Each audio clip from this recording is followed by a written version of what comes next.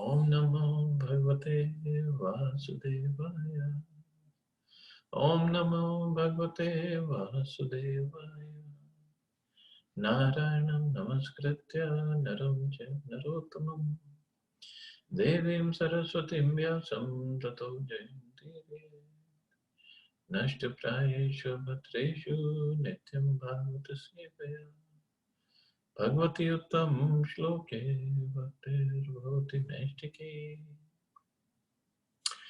So continuing with the discussion on Srimad Bhagavatam, Canto 3, Chapter 28, Kapila's instructions on the execution of devotional service.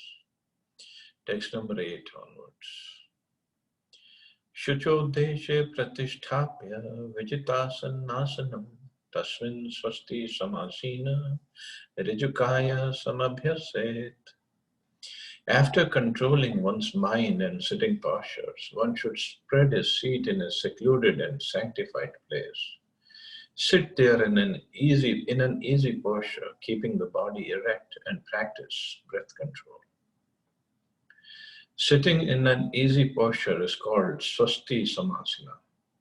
It is recommended in the yoga scripture that one should put the soles of the feet between the two thighs and ankles and sit straight. That posture will help one to concentrate his mind on the Supreme Personality of Godhead.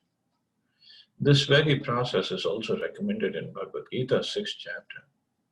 It is further suggested that one sit in a secluded, sanctified spot. The seat should consist of deer skin and kusha grass, topped with cotton. So the sitting posture is easy posture, Swasti Samasana, or the lotus posture it is called. But if it is not practical, then one should just squat down and one can try to concentrate. So sitting in that lotus posture, it just activates some of the nerves and helps in concentrating the mind better. But still, it's not a guarantee. It helps, but it's not guarantee. So for that, one has to practice. So that's why it is said, go sit in a secluded and sanctified place. So sanctified place means a Tirthasthan is better for this meditation because the vibrations of the place also affect the mind.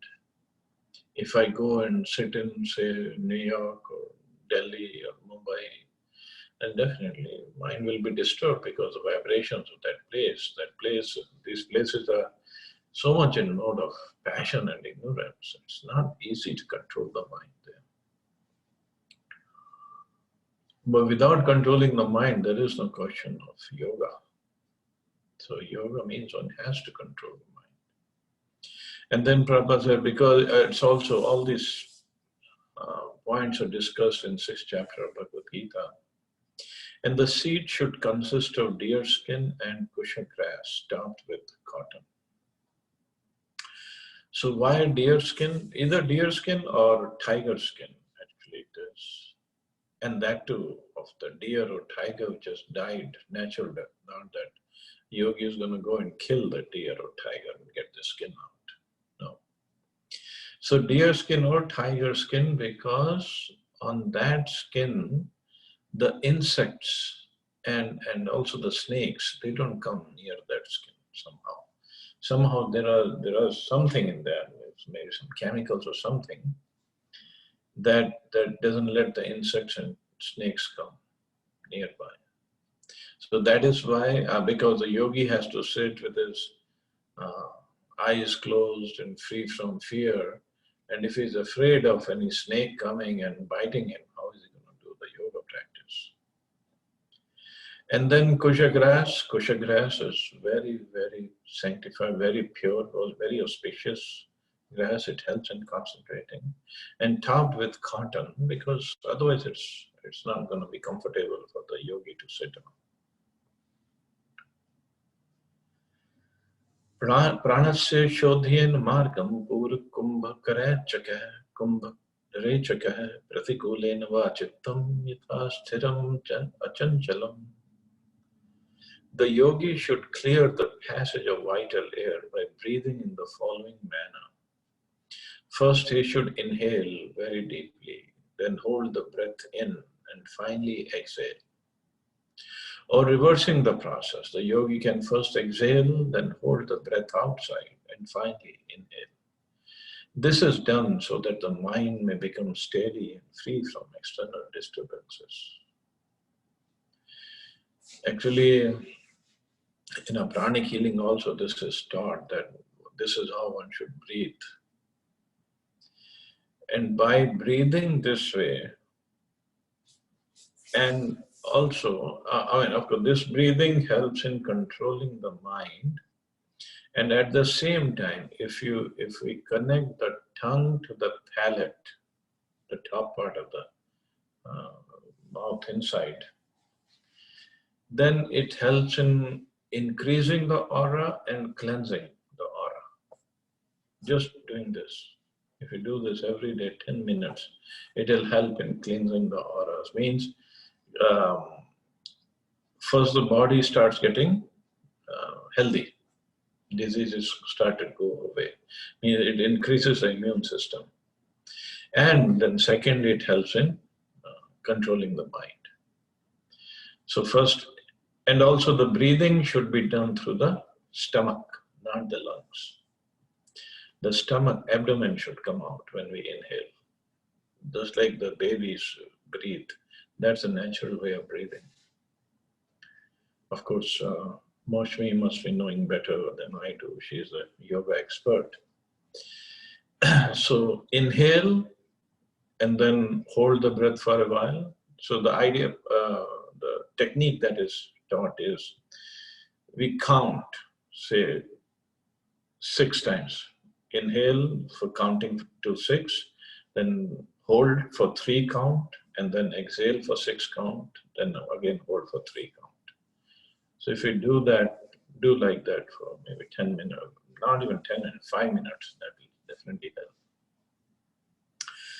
These breathing exercises are performed to control the mind and fix it on the Supreme Personality of Godhead. Savai Manaha Krishna Padaravantayo. The devotee Amrish Maharaj fixed his mind on the lotus feet of Krishna 24 hours a day.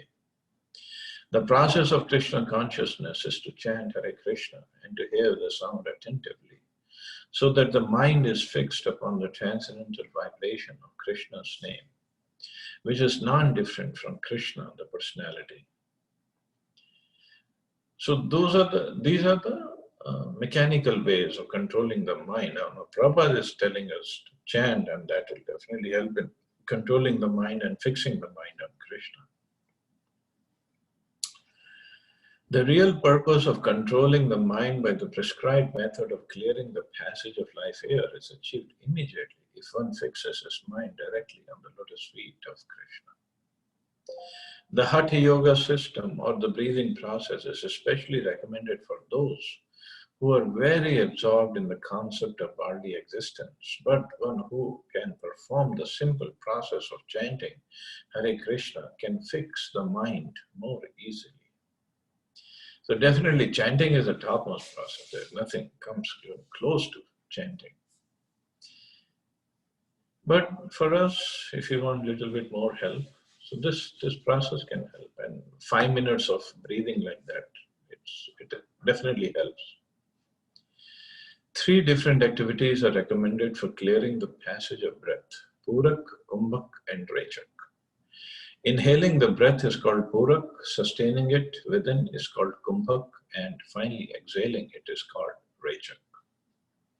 These recommended processes can also be performed in the reverse order. After exhaling, one can keep the air outside for some time and then inhale.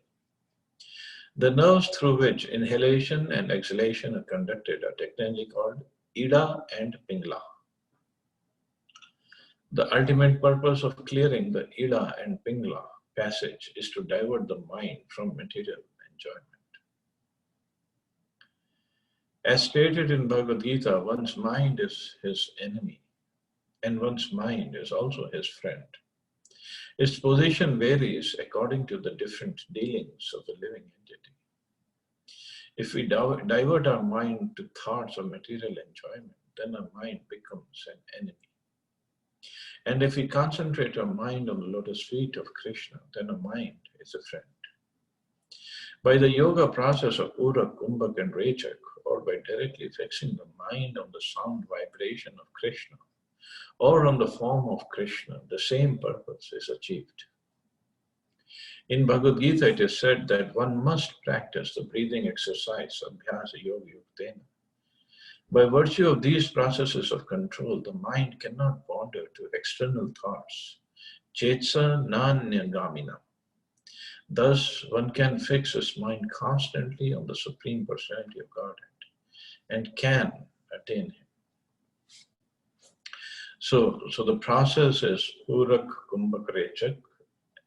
Whether we start with exhaling or inhaling, whichever way we start. So the idea is to control the mind, to divert it from material entanglements. And this is very, these processes are coming from times immemorial, from the beginning of creation.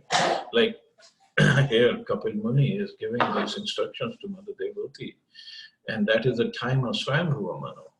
So means the beginning of creation, beginning of the day of Brahma. So if one can do this and pranayam and other, there's one more. I think Moshimi can teach everybody. So these really help in also in not only keeping the body healthy but controlling the mind as well. But ultimately, controlling the mind is not enough. We have to engage it in the service of Krishna. So for that, chanting is the most powerful and effective and sublime way. Practicing the yoga system of exercise and breath control is very difficult for a person in this age. And therefore, Lord Chaitanya recommended Kirtanya Sadahari. One should always chant the holy name of the Supreme Lord Krishna, because Krishna is the most suitable name of the Supreme Personality of Godhead. The name Krishna and the Supreme Person Krishna are non-different. Therefore, if one concentrates his mind on hearing and chanting Hare Krishna, the same result is achieved. Not just the same result, I would say, much better result is achieved by chanting Hare Krishna. Because this yogic process, Hatha Yoga, it doesn't take one to the level of attaining love for Krishna or loving devotion service for Krishna. By chanting of the holy names, it takes one there. So chanting is very, very powerful. Mano achirat syat virajam vittashwasasya yoginam vayavagnibhyam yathaloham matam tyajati vaimalam. The yogis who practice such breathing exercises are very soon freed from all mental disturbances, just as gold, when put into fire and fanned with air, becomes free from all impurities. The process of purifying the mind is also recommended by Lord Chaitanya. He says that one should chant Hare Krishna. He says further, Param Vijayate, all glories to Shri Krishna Sankirtan. All glories are given to the chanting of the holy names of Krishna, because as soon as one begins this process of chanting, the mind becomes purified. So that is what Mahaprabhu says in Shikshashtakam, Cheto Darpan Marjanam. By chanting the holy name of Krishna, one is cleansed of the dirt that accumulates in the mind. One can purify the mind either by the breathing process or by the chanting process, just as one can purify gold by putting in a fire and fanning it with the bellows. Just as gold when put into fire and fanned with air becomes free from all impurities. So basically, ultimately, mind has to be controlled. Although it's in mode of goodness, like we studied, how from mode of goodness, mind comes into being. And from mode of passion, intelligence comes into being. But still, An uncontrolled mind is one's worst enemy, and a controlled mind is one's best friend. Best friend. No better friend than this.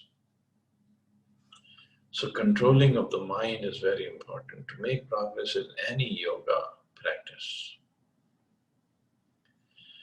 Pranayama deha doshan dharanam bhishcha kilbishan pratyaharena samsargan dhyanena shishvaran gunan. By practicing the process of pranayama, one can eradicate the contamination of his physiological condition. And by concentrating the mind, one can become free from all sinful activities. By restraining the senses, one can free himself from material association. And by meditating on the Supreme Personality of Godhead, one can become free from the three modes of material attachment. According to Ayurvedic medical science, the three items, kapha, pitta, and vayu, phlegm, bile, and air, maintain the physiological condition of the body. Modern medical science does not accept this physiological analysis as valid, but the ancient Ayurvedic process of treatment is based upon these items. Ayurvedic treatment concerns itself with the cause of these three elements, which are mentioned in many places in the Bhagavatam as the basic conditions of the body. Here it is recommended that by practicing the breathing process of pranayama, one can be released from contamination created by the principal physiological elements. By concentrating the mind, one can become free from sinful activities. And by withdrawing the senses, one can free himself from material association. So to keep the body healthy, one should do pranayama and that kumbhakarechak. And by concentrating the mind, one becomes free from sinful activities. So pranayama, breathing process, helps in concentrating the mind. Concentrating the mind helps on in reducing or getting free from sinful activities. Because then one's mind is in control, doesn't go towards sinful activities. And then by withdrawing the senses, one can free himself from material association. That means no more birth and death. Ultimately, one has to meditate on the Supreme Personality of Godhead in order to be elevated to the transcendental position where he is no longer affected by the three modes of material nature. It is also confirmed in Bhagavad Gita that one who engages himself in unalloyed devotional service at once becomes transcendental to the three modes of material nature and immediately realizes his identification with Brahman. Sargunan samtitiyata. So in Bhagavad Gita, Mam Chayo Avyabhicharen Bhakti Yogin Sevate. So what kind of bhakti? Avyabhicharen. Avyabhicharen, pure bhakti. No mixture, nothing, no contamination. So if one does that, then one Brahma Bhuya, one Sargunan Samtitiyata, one means then he transcends the three modes of nature and achieves the spiritual platform. But the condition is to perform avyabhicharani bhakti, means uncontaminated, pure devotional service. Which is very much possible by mercy of Prabhupada and Chaitanya Mahaprabhu. It's very much possible. One can do that. But for persons like us who are struggling in chanting, struggling in everything, reading, hearing, everything. So if we can, on the side, we can do this yoga practice, at least the breathing processes for some time, and then concentrate on chanting. That helps in controlling the mind and concentrating on chanting. It helps. Then probably he can make a faster progress. For every item in the yoga system, there is a parallel activity in Bhakti Yoga. But the practice of Bhakti Yoga is easier for this age. What was introduced by Lord Chaitanya is not a new interpretation. Bhakti Yoga is a physical process that begins with chanting and hearing. Bhakti Yoga and other yogas have as their ultimate goal the same personality of Godhead. But one is practical and the others are difficult. One has to purify his physiological condition by concentration and by restraint of the senses. Then he can fix his mind upon the Supreme Personality of Godhead. That is called Samadhi. So either we take fully to devotional service, chanting and hearing with full concentration.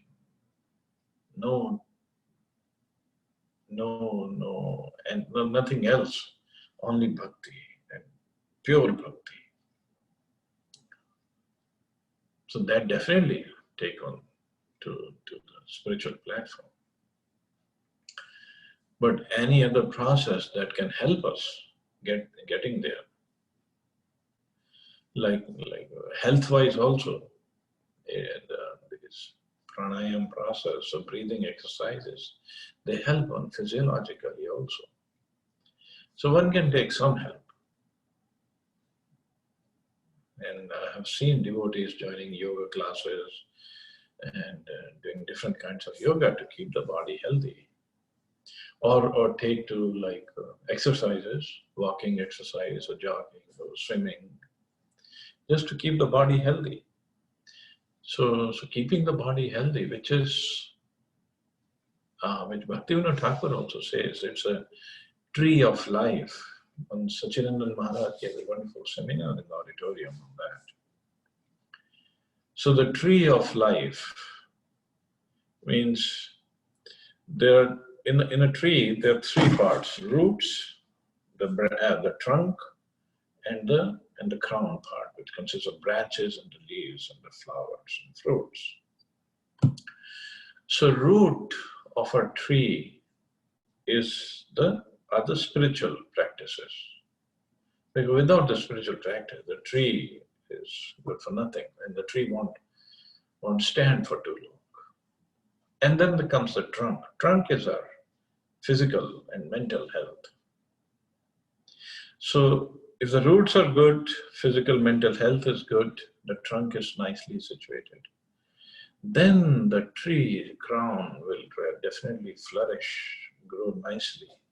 So the crown is what services we do for others, like preaching or other services.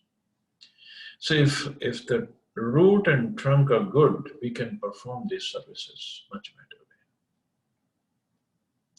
way. And we should perform. So, but for that, even Bhaktivinoda Thakur says, first thing one should take care of is the physical body, health. Do not neglect that health. One should not neglect the health. And then, obviously, second part is the spiritual practices. One has to take care of sadhana. Generally, especially when the devotees are young or they have just joined the movement and they're so enthusiastic and Cheto Darpan Marjanam, we have heard, so they tend to neglect their physical body, which is not good for the practice. Because we just study, I'm not this body, I'm a spirit soul, so I take care of the body. But the spirit soul needs this body to function. And the body has to be healthy to function properly. To even take care of devotion services properly, one body has to be healthy.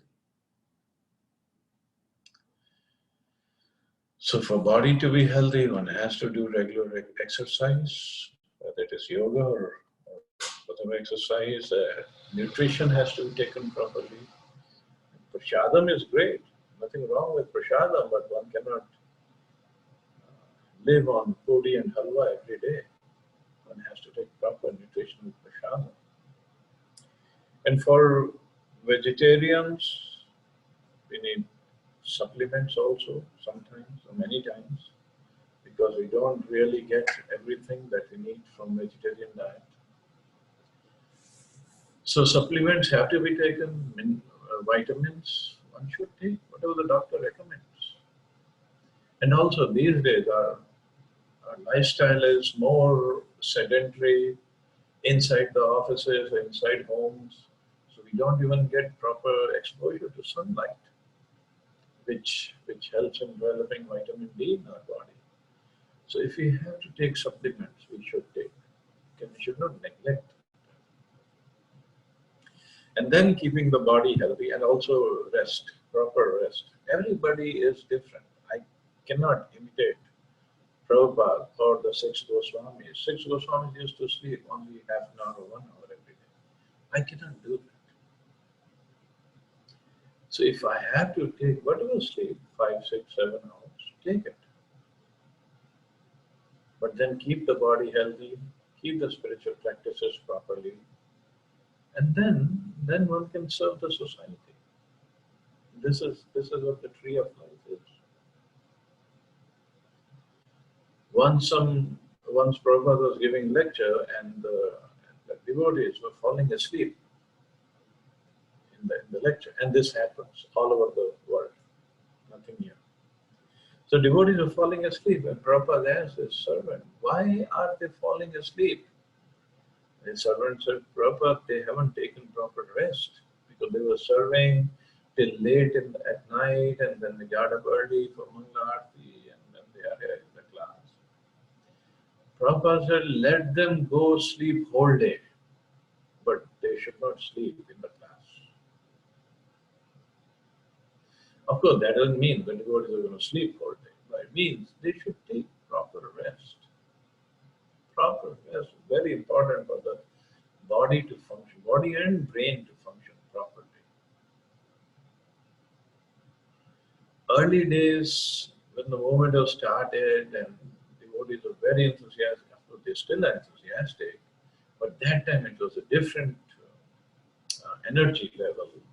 The devotees were doing Sankirtan, doing book distribution the whole day, and getting up for Mangalarti. So many times, devotees have told me, proper disciples, they would come in the evening or from book distribution, and they would come to the temple hall, pay obeisances to the deities, and then they just fall asleep right there, paying obeisances. They just would fall asleep. They were so tired. So in one way, one can see, oh, it's good practice because they're getting spiritualized, but then the problems show up when we get old. Then the body stops functioning properly. So what's the use?